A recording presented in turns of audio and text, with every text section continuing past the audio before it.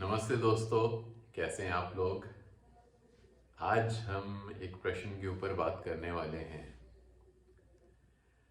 मेरे को एक मित्र ने पूछा कि आप मिरेकल किसे मानते हैं। आपके हिसाब से सबसे बड़ा मिरेकल क्या है।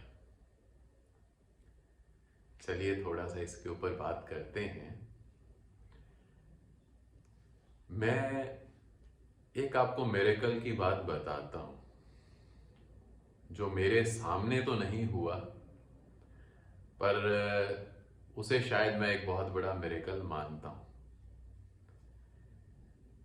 मैं आज से करीब 5-6 साल पहले जब मैं दिल्ली रहता था, तो दिल्ली में एक बहुत फेमस पार्क है, बहुत बड़ा, बुद्धा गार्डन। मैं वहाँ पर कुछ 2-4 लोगों को मैंने ध्यान करवाना शुरू किया था, तो मैं वहाँ ध्यान करवाता था कुछ लोगों को। तो वहाँ पर एक ग्रुप था बहुत बड़ा, मतलब करीब 20-25 लोग होंगे। और वो जितने भी लोग थे, करीब आप ये कह सकते हैं 60 to 70 की एज में थे वो सभी लोग। तो वो लोग जब रोज सैर करते थे वहाँ पर बहुत बड़े पार्क में, मैं भी वहाँ जाता था। तो कुछ पर्टिकुलर स्पॉट्स थे जहाँ पर वो लोग, वो जो ग्रुप था वो इकट्ठे बैठते थे। तो एक दिन मैं वहाँ बैठा हुआ था, तो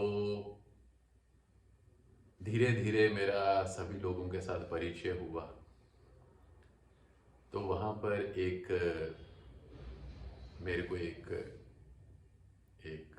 सज्जन मिले, जिन्हें मैं अंकल ही कहता था, क्योंकि मेरे से एज में काफ़ी बड़े हैं। वो मेरे पिता की एज के होंगे। उन्होंने मेरे को एक दिन बातों बातों में ऐसे पूछ लिया, कहते तुमने कभी जय कृष्ण मूर्ति को पढ़ा है। तो मैंने कहा जी, मैंने पढ़ा भी है और सुना भी है। तो कहते चलो तुम्हें उनकी जिंदगी की एक बड़ी अच्छी बात बताता हूँ, और ये एक ऐसी बात है जो शायद तुम्हें किसी भी बुक में नहीं मिलेगी या उनके प्रवचन में नहीं मिलेगी, क्योंकि ये मेरे साथ हुई है। जब उन्होंने ये बात कही, मेरे को बहुत ज़्यादा एक्साइटमेंट हो गया। मैंने उन्हें पूछा, आपके साथ हुई है, आप उन्हें कब मिले। तो कहते कहते करीब 1975 या 76 का बात होगा। कहते मैं पेरिस गया हुआ था। तो कहते मेरे साथ मेरे एक दोस्त थे। तो कहते पेरिस में जय कृष्णमूर्ति जहाँ पर रह रहे थे, तो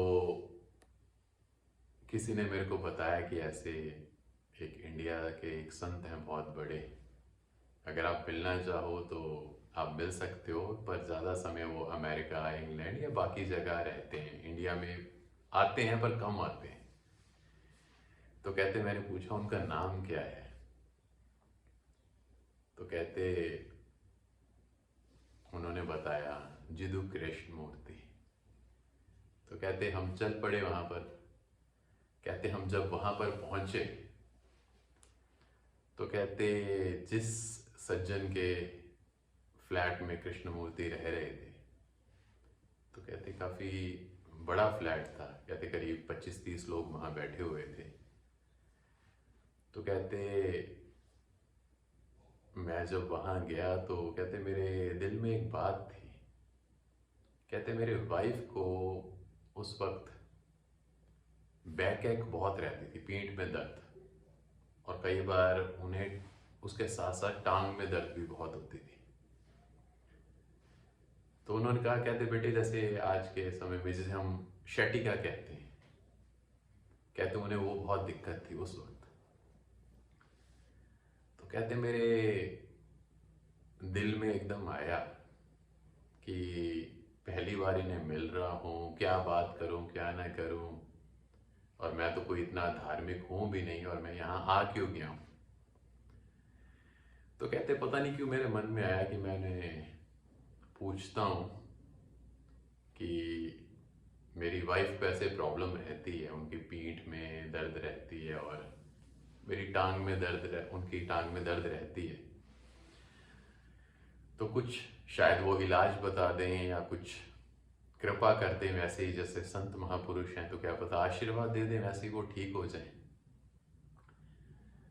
तो कहते मैं ये चीज़ सोच रहा था, मेरे दिल में थी। तो कहते जिस सज्जन के साथ मैं वहाँ पर गया था, उन्होंने मेरे को इंट्रोड्यूस करवाया। तो कहते मैंने नमस्कार किया उन्हें। तो कहते उन्होंने अच्छे से स्माइल दी। तो कहते उन्होंने मेरे को देखा ऐसे बहुत गौर से, और कहते देखते ही मेरे को कहते मैं कैसे तुम्हें बताऊं कि पीठ दर्द कैसे सही होती है या टांग की दर्द कैसे ठीक होती है। मैं कोई डॉक्टर नहीं हूं। तो कहते जैसे उन्होंने ये कहा, कहते मेरे चेहरे का एक्सप्रेशन बदला। और कहते मैंने अभी कहने वाला था ये बात कि आपको ये बात कैसे पता चली, इतना बड़ा चमत्कार या ये वो ऐसे। तो कहते उन्होंने साथ ही कह दिया कि एक समय के बाद जब इंसान अपनी गहराई में कहीं सेटल हो जाता है, तो वो सामने वाले किसी भी इंसान के दिल में क्या चल रहा है वो बता सकता है। तो इसे तुम कोई चमत्कार मत मानना कि ये कोई चमत्कार नहीं है, मैंने भी नहीं किया, पर तुम्हारे दिल में ये बात उठी, मैं उस चीज़ को पढ़ पाया, तो मैंने बस उस चीज़ का तुम्हें जवाब दे दिया। तो मैं सिर्फ तुम्हें एक ही बात कहूँगा कि तुम किसी अच्छे डॉक्टर को दिखाओ। और इतना आजकल साइंस तरक्की कर रहा है, तो ज़रूर उनका अच्छे से इलाज हो जाएगा और वो ठीक हो जाएंगे। तो कहते जब उन्होंने ये बात कही, तो कहते उन्होंने साथ में ही एक और बात कही। कहते कि उन्होंने मेरे को एक एग्जाम्पल दिया। कहते हैं इंडिया में एक संत थे, जिन्हें शायद मैं कहूँगा एक सच्चा इंसान था। कहते ये जय कृष्णमूर्ति ने बोला, और वो मेरे को वैसे ही बता रहे थे। तो कहते कहते भारत में कोई एक संत थे, मैं उन्हें एक अच्छा इंसान मानता हूँ, एक अच्छे इंसान वो रहे होंगे। कहते मैंने एक बार सुना कि वो किसी छोटी जात के थे, शायद वो चमार थे। तो कहते हैं एक बार उनके पास कोई एक आदमी अपने बच्चे को लेके आया जो बहुत बीमार था, और वो ब्राह्मण कुल से थे। तो कहते कि उनके अंदर कहीं एक बात जागी कि हम ब्राह्मण कुल के हैं और ये चमार उसके हैं, तो पता नहीं हमें क्या कहेंगे और क्या नहीं कहेंगे। पर बच्चा बीमार है तो एक बार मिल लेना चाहिए इस संत को। तो कहते जब वो पहुंचे उस संत के पास, तो कहते उस संत ने ये बात बोली कि मैं चमार हूं या आप ब्राह्मण हो, इस सारी बात को छोड़ दीजिए, आप बच्चे का अच्छे से इलाज करवाइए।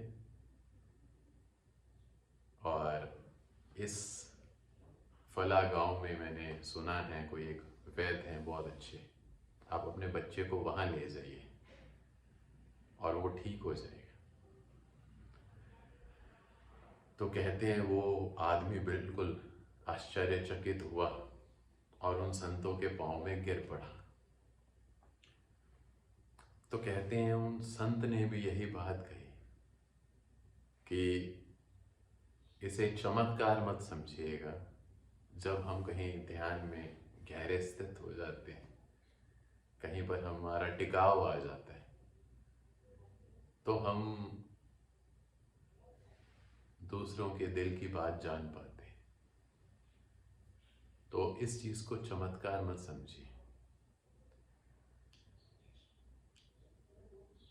तो कहते हैं वो सज्जन अपने बच्चे को लेकर चले गए उस हकीम के पास, और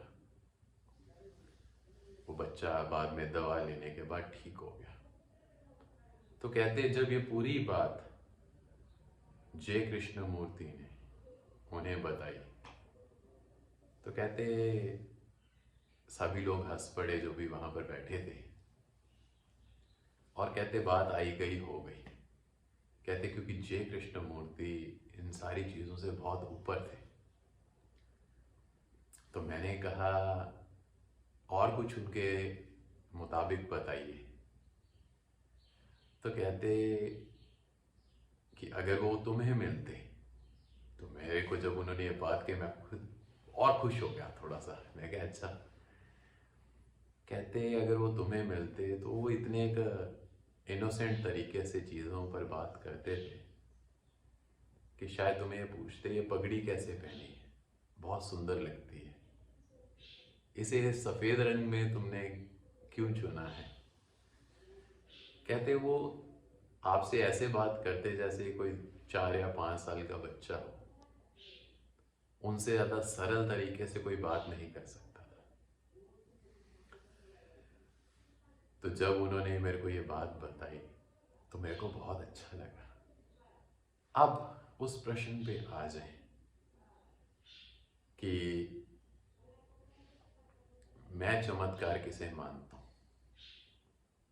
तो फिर मैं ये कहूंगा कि जैसे उन अंकल ने मेरे को वो जय कृष्ण मूर्ति की बात बताई, और कहते हैं उन्हीं अंकल ने मेरे को बाद में ये बताया कि उस बात के कम से कम 25 साल बाद कहीं पर मेरे को पढ़ने में आ गया कि जय कृष्ण मूर्ति ने जब जो एग्जाम्पल मेरे को दिया था जिस संत का, वो कोई और नहीं थे, वो संत रविदास जी थे। अब मैं इस प्रश्न पे आता हूं कि आप किसे मिरेकल मानते हैं। मैं ये मानता हूं कि जिन गुरुओं के पास, जिन लोगों के पास इतनी की शक्ति रहती है कि वो आपके दिल की बात समझ सकते हैं और आपकी सच में मदद करते हैं, और उसके साथ इस चीज़ को भी वो बहुत स्पष्ट लफ्ज़ों में ये कह देते हैं कि एक छोटी सी बात है उस इंसान के लिए जो शायद ध्यान में गहरे से उतर पाया है। क्योंकि वो लोग अपने आप को कहीं ऊपर नहीं दिखाते। ये शायद एक बहुत बड़ा चमत्कार है मेरी नज़र में, क्योंकि अक्सर होता ये है कि लोगों को कुछ थोड़ी सी भी शक्ति मिल जाए या कुछ भी ऐसा मिल जाए जिससे वो दूसरों को इम्प्रेस कर सकें, दूसरों से कहीं ऊपर अपने आप को दिखा सकें, तो वो मौका चूकते नहीं, उनमें वो सिंप्लिसिटी रहती नहीं। तो जय कृष्ण मूर्ति की जब हम बात करें, या जैसे वही सेम चीज़ जय कृष्ण मूर्ति से कितने समय पहले शायद रविदास जी ने भी वो की, तो मैं कहूँगा इतने सिंपल तरीके से या तो जय कृष्ण मूर्ति ही जी सकते थे या संत रविदास जी ही जी सकते थे। शायद इससे बड़ा मिरेकल, चमत्कार कोई और हो नहीं सकता, ये मेरी नज़र में है। तो जो इंसान जिसमें सच में कुछ बहुत बड़े गुण हो, कुछ ऐसी शक्तियां हों जिन्हें आप अलौकिक शक्तियां भी कह सकते हैं, और वो अपने आप को एक बहुत सरल तरीके से पेश करते हुए बता दें कि इसमें मेरा कुछ भी खास या बड़ा नहीं है, मेरे ख्याल से सबसे बड़ा चमत्कार तो वही है। बाकी अपना अपना नज़रिया है। बाकी आप सभी लोगों के साथ बात करके अच्छा लगता है। और एक मित्र ने मेरे को अभी हफ्ता 10 दिन पहले ही पूछा था कि आजकल आप वीडियोस नहीं बनाते। तो मैंने उन्हें कहा, मैंने कहा मेरे पीछे कोई हज़ारों या लाखों फॉलोअर्स तो कोई है नहीं। मेरे साथ जो कुछ दोस्त जुड़े हैं, जब कभी वो कुछ पूछ लेते हैं तो मैं आंसर दे देता हूँ, अगर मेरे को लगता है मैं उसका आंसर दे सकता हूँ। नहीं तो उन्हें के सामने हाथ जोड़ देता हूँ कि भाई इस चीज़ का आंसर मेरे पास नहीं है। तो जैसे आज हमने एक छोटी सी बात की इस चीज़ के ऊपर, वो इसलिए किया कि किसी ने एक प्रश्न पूछा और मेरे को लगा कि शायद मैं इसके ऊपर कुछ कह सकता हूँ, तो मैंने कह दिया। चलिए, आप सभी लोग अपना ध्यान रखिए। भगवान आपको बहुत ज़्यादा सुखी रखे, आप हमेशा खुश रहें। यही कहकर मैं आप लोगों से इजाज़त चाहता हूँ।